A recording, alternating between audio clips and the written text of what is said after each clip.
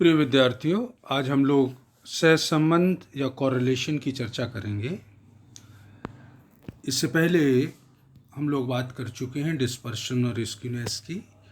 सहसंबंध में तीन मेथड मुख्य रूप से हम लोग देखेंगे। कार्ल पियर्सन्स का सहसंबंध गुणांक, दूसरा रैंक कॉरिलेशन की बात करेंगे और संगामी विचलन रीति कनकरेंट डेविएशन मेथड की बात करेंगे।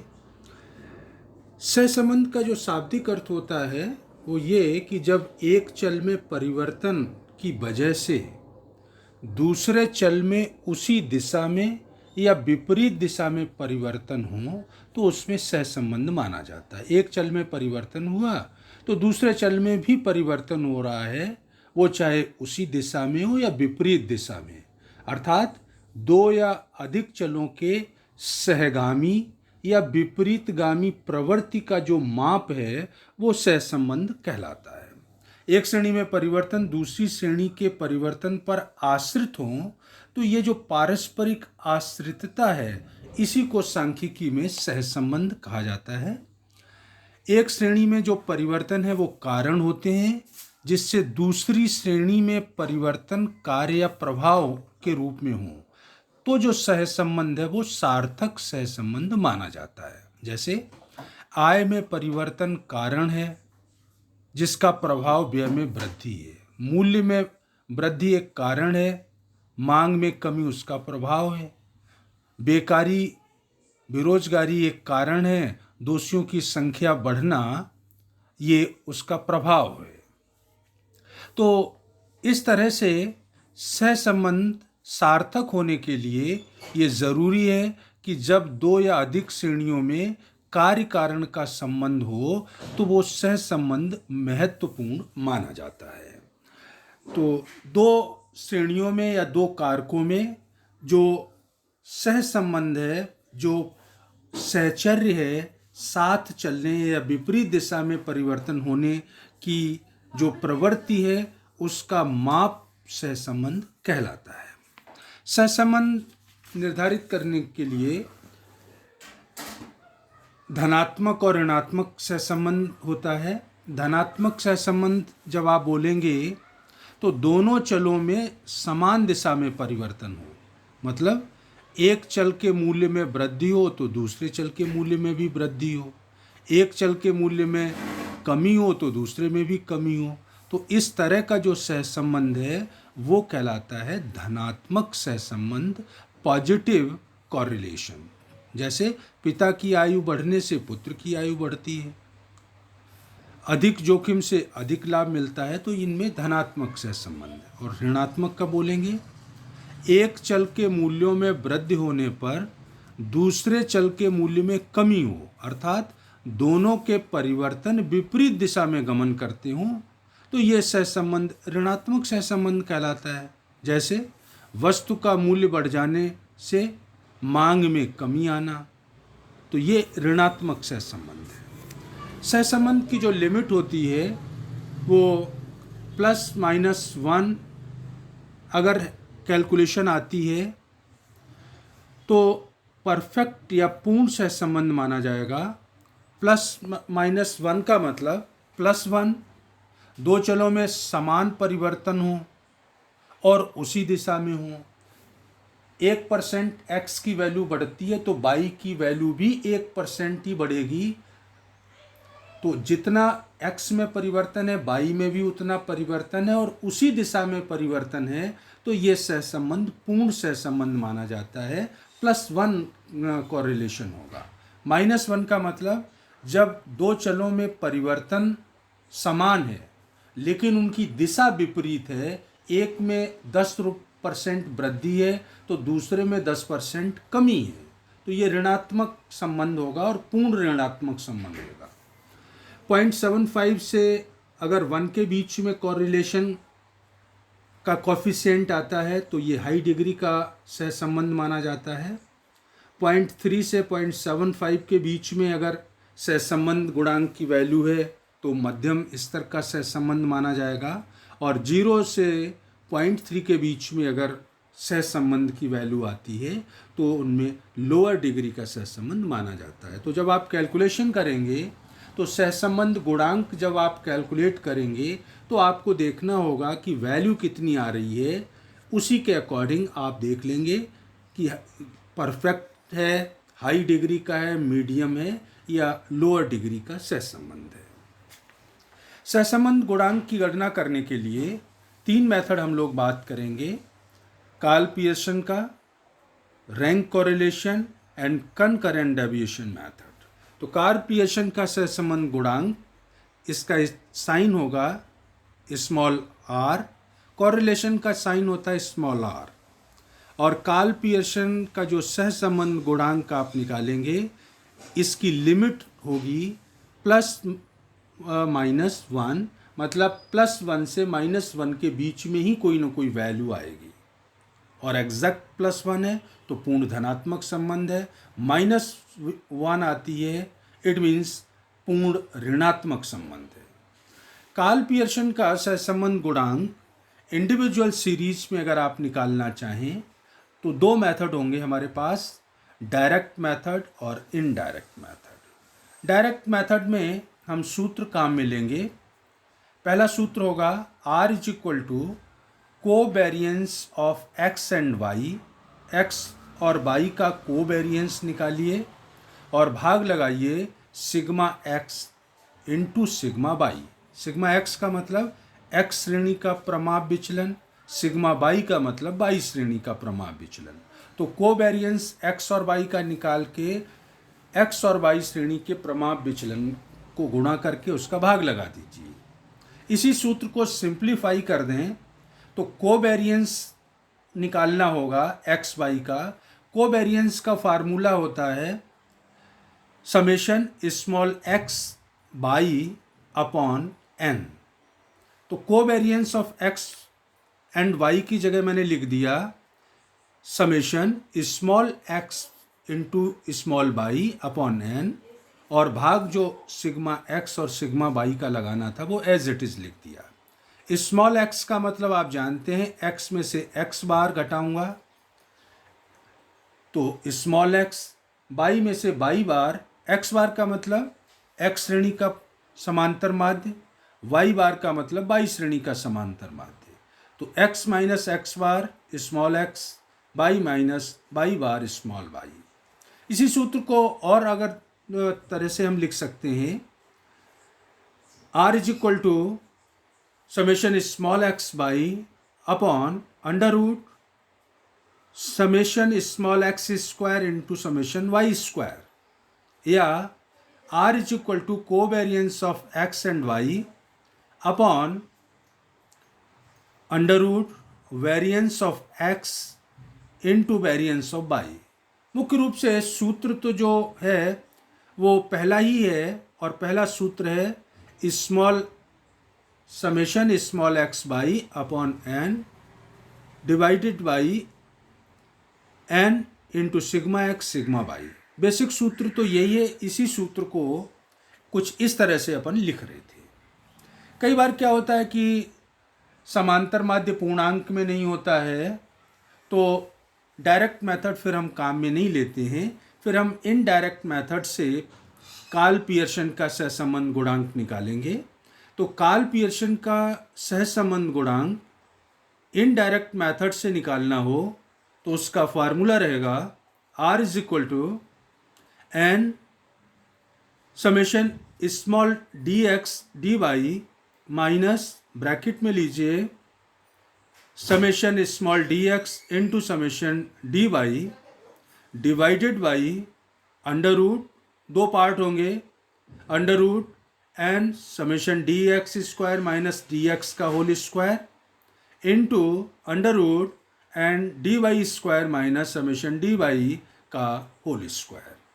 सूत्र देखने में बड़ा लगता है लेकिन प्रैक्टिकली जब हम क्वेश्चन करेंगे तो इसी सूत्र के माध्यम से करेंगे और ये सुविधाजनक भी हम लोगों के लिए रहेगा। dx का मतलब आप जानते हैं x में से जब कल्पित माध्य घटाएंगे, a श्रेणी का कल्पित माध्य के लिए वो लिखेंगे ax और y श्रेणी का कल्पित माध्य होगा तो assumed mean a by x में से ax घटाऊंगा तो dx, y में से ay घटाऊंगा तो dy। तो इस तरह से डायरेक्ट मेथड आप काम में लेंगे अगर समांतर माध्य पूर्णांक में है या क्वेश्चन में वैल्यूज दे रखी हैं। अदरवाइज प्रैक्टिकली हम इनडायरेक्ट मेथड से ही सॉल्व करेंगे। अगर क्वेश्चन डिस्क्रीट और कंटिन्यूअस सीरीज का है, डिस्क्रीट और कंटिन्यूअस सीरीज में चूंकि फ्रीक्वेंसी दी गई होगी तो जो सूत्र आपने अभी इनडायरेक्ट मेथड का लिखा है इसमें थोड़ा सा करेक्शन करना पड़ेगा। बेसिक चीज़ तो वही रहेगी, r is equal to n, पहले था summation d x d y, अब चूंकि फ्रीक्वेंसी होगी तो फ्रीक्वेंसी का और गुणा करना पड़ेगा, तो summation f d x d y minus summation d x की जगह f d x, d y की जगह f d y upon under root n f d x square minus f d x का whole square into under root n f d y square minus summation f d y का whole square. तो इस तरह से Karl Pearson के direct method अगर question में value दे रखी और या समांतर माध्य पूर्णांक में है तब तो हम इस वाले पहले सूत्र को काम में लेंगे, summation small x by upon n sigma x sigma y. Otherwise हम इनडायरेक्ट मेथड काम में लेंगे। अगर कंटिन्यूअस और डिस्क्रीट सीरीज है तो डी एक्स डी वाई की जगह f d x d y हो जाएगा, डी एक्स की जगह f d x, d y की जगह एफ डी वाई हो जाएगा। तो इस तरह से सूत्र का प्रयोग करके हम गुणांक या आर की वैल्यू निकाल लेंगे।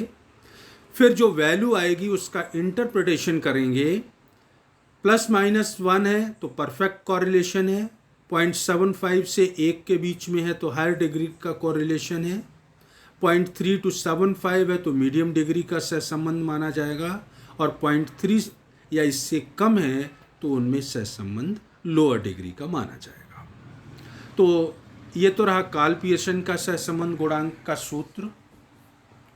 अब रैंक कॉरिलेशन की बात करते हैं, क्रमांतर सहसंबंध, और इसका उपयोग हम वहाँ करते हैं जहाँ पर तथ्य गुणात्मक होते हैं, जिनका एग्जैक्ट मेजरमेंट संभव नहीं है। बुद्धिमत्ता है, सुंदरता है, ईमानदारी है, ये गुणात्मक तथ्य हैं। इनके बीच में अगर सहसंबंध निकालना हो तो फिर रैंक कॉरिलेशन का प्रयोग किया जाएगा। क्या करेंगे रैंक कॉरिलेशन में? इसमें हम रैंक प्रदान करेंगे, क्रम प्रदान करेंगे। क्रम दोनों तरह से हम प्रदान कर सकते हैं। बड़े से शुरू कर सकते हैं, सबसे बड़े वाले को 1, उससे छोटे वाले को 2, उससे छोटे वाले को 3 और इसी क्रम में आगे। या फिर हम चाहें तो सबसे छोटे को 1, उससे बड़े को 2, फिर उससे बड़े को 3 और सबसे बड़े को सबसे लास्ट में। तो रैंक प्रदान करना होता है, क्रम संख्या देनी होती है। तो बड़े से शुरू कर सकते हैं या छोटे से शुरू कर सकते हैं, और समान पद हों, 5 2 बार आ गया तो फिर उनको औसत जिस नंबर पे वो आने चाहिए उनका औसत निकाल के उनको औसत क्रम प्रदान करेंगे। तो रैंक प्रदान कीजिएगा। अगला स्टेप होता है रैंक डिफरेंस या डी निकालिए। मतलब एक्स श्रेणी के जो रैंक हैं और 22 श्रेणी के रैंक हैं, तो एक्स श्रेणी के रैंक में से 22 श्रेणी के रैंक को घटाएंगे तो एक कॉलम बनाएंगे जिसको बोलेंगे रैंक डिफरेंस और डिनोट करेंगे कैपिटल डी से। डिफरेंस निकाल लिया रैंक्स का, फिर डिफरेंस का स्क्वायर कर देंगे डी स्क्वायर, और फिर हम सूत्र का प्रयोग करेंगे आर आर, रैंक कॉरिलेशन है, is equal to 1 minus 6 summation d square upon n, bracket में एन स्क्वायर माइनस 1। कई बार क्या होता है जब पदों को हम समान रैंक देते हैं तो जो सूत्र है उसमें 1/12 ब्रैकेट में एम क्यू माइनस एम का संशोधन करेंगे। मतलब सूत्र में इसको हम जोड़ेंगे, और कितनी बार जोड़ेंगे? जितनी बार x या y सीरीज में समान रैंक दिए गए हैं। 2 बार अगर समान रैंक दिए गए हैं तो 2 बार सूत्र जो आपका बेसिक फार्मूला है उसमें हम जोड़ेंगे 1/12 ब्रैकेट में small m q minus m. M का मतलब, स्मॉल एम का मतलब उन पदों की संख्या जिनके समान क्रम दिए हैं। 3 पदों को दिए हैं, 2 को दिए हैं, 4 को दिए हैं, उन पदों की संख्या। तो फिर सूत्र क्या हो जाएगा? अगर समान रैंक दिए हैं तो फिर आपको इस सूत्र का प्रयोग करना पड़ेगा, r is equal to 1 - 6 bracket में समेशन डी स्क्वायर जो पहले था, अब प्लस कीजिएगा 1/12 एम क्यू माइनस एम। अगर एक बार दिया है तो एक बार इसको जोड़ेंगे, 2 बार दिया है तो 1/12 वाला ये जो फार्मूला है ये 2 बार जोड़ेंगे, 3 बार है तो 3 बार, और लास्ट में डिवाइड करने के लिए n/n² - 1 एज इट इज रहेगा। तो इस तरह से गुणात्मक तथ्यों के बीच में रैंक कॉरिलेशन निकाला जाता है, और वो आप इस सूत्र का प्रयोग करके निकालेंगे, और जो भी वैल्यू आएगी फिर उसका इंटरप्रिटेशन आप उसी तरह से करेंगे। एक और मेथड होता है कनकरेंट डेविएशन मेथड, संगामी विचलन रीति।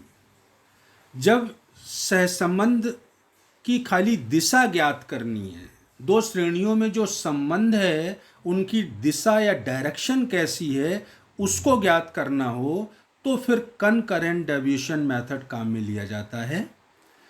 इसमें प्रत्येक पद के विचलन के लिए उससे पूर्व के पद से तुलना करके, बड़ा है तो प्लस का चिन्ह लगा देंगे, कम है तो माइनस का, और बराबर है तो बराबर का साइन लगा देंगे। प्रत्येक पद की तुलना उससे पहले वाले पद से करेंगे। पहले वाले पद से बड़ा है तो प्लस, कम है तो माइनस, बराबर है तो इक्वल का साइन लगा देंगे। फिर विचलनों का गुणा करके प्लस वाले साइंस का योग कर लेंगे। विचलन जो दोनों सीरीज के निकाल लिए साइन, अब उन चिन्हों का आपस में गुणा करेंगे और प्लस वाले चिन्ह कितने हैं वो जोड़ लेंगे। और आप जानते हैं प्लस प्लस का गुणा करेंगे तो प्लस आएगा, माइनस माइनस का गुणा करेंगे तो भी प्लस आएगा, बराबर बराबर मीन्स इक्वल इक्वल है दोनों साइड में, तो मल्टीप्लाई करने पर वो धन का ही चिन्ह माना जाएगा, प्लस का माना जाएगा। तो इस तरह से प्लस साइंस को आप जोड़ लेंगे और फार्मूला लगा देंगे r c is equal to plus minus under root plus minus bracket में लीजिए 2c माइनस n/n। ये सहसंबंध गुणांक ज्ञात करने का सूत्र होगा। n का मतलब होगा नंबर ऑफ पेयर्स, x और y के कितने पेयर हैं, पेयर्स में से 1 घटाइए, और c का मतलब टोटल ऑफ कनकरेंट्स का मतलब धनात्मक चिन्ह कितने बार आए हैं उनकी संख्या। प्रोबेबल एरर, संभाव्य विभ्रम क्या होता है? इससे 2 सीमाएं प्राप्त होती हैं जिनके मध्य समग्र यूनिवर्स या किसी सैंपल का आर होने की संभावना 50% होती है। प्रोबेबल एरर के माध्यम से हम एक लिमिट तय कर देंगे जिसके बीच में किसी का सहसंबंध गुणांक होने की संभावना 50% होती है। तो लिमिट कैसे बनाएंगे? आर जो सहसंबंध गुणांक है plus minus PE, probable error को आर में एक बार जोड़ दीजिए और एक बार घटा दीजिए, तो जो लिमिट आएगी उस लिमिट के बीच में किसी भी यूनिवर्स या सैंपल के सहसंबंध गुणांक पाए जाने की संभावना 50% होगी। पी कैसे निकालते हैं? फार्मूला होता है उसका 0.6745 × 1 - r² /√n। स्टैंडर्ड एरर अगर निकालनी हो ऐसी, तो ये 2 सीमाएं इसमें भी प्राप्त होती हैं जिनके मध्य समग्र यूनिवर्स का आर होने की संभावना होती है। स्टैंडर्ड एरर का फार्मूला रहेगा 1 - r² /√n, या 3/2 कर दीजिएगा प्रोबेबल एरर का, और लिमिट निर्धारित करने के लिए आर में एक बार स्टैंडर्ड एरर का 3 गुना जोड़ दीजिए और एक बार घटा दीजिए, तो जो लिमिट आएगी उस लिमिट के बीच में किसी भी यूनिवर्स के सहसंबंध गुणांक पाए जाने की संभावना होगी। तो इस तरह से आज के डिस्कशन में सहसंबंध क्या होता है, कौन से मेथड्स हैं, कार्ल पियर्सन का rank correlation and concurrent deviation method, साथ ही प्रोबेबल एरर और स्टैंडर्ड एरर क्या होती हैं, कैसे कैलकुलेट करते हैं, इसकी मैंने आप लोगों से चर्चा की। नेक्स्ट लेक्चर में इसका एक न्यूमेरिकल क्वेश्चन लेकर के मैं आप लोगों से बात करूंगा। आज के लिए इतना ही। Thank you.